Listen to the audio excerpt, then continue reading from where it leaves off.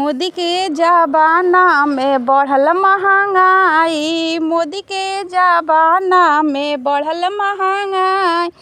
मान ली मोर कहानाई बलमु रउआ मन से कमाई जी। मान ली मोर कहानाई सजना रउआ जमी के कमाई जी।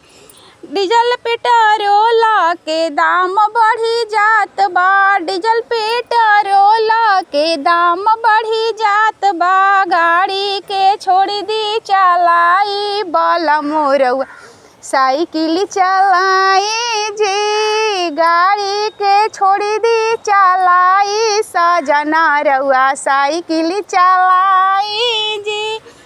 मोदी के जमाना में बढ़ल महंगाई बलमु तनी मन से कमाई जी।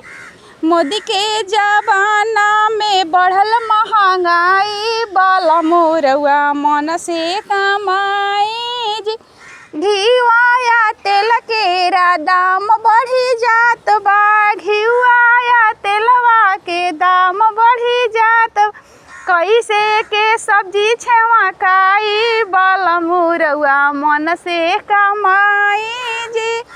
कैसे के सब्जी छेवाकाई बलमु तनी जमी के कमाई जी। मान ली मोर कहानाई बलमु तनी मन से कमाई जी। बढ़ल जता रोज महंगाई बलमु तनी मन से कमाई जी।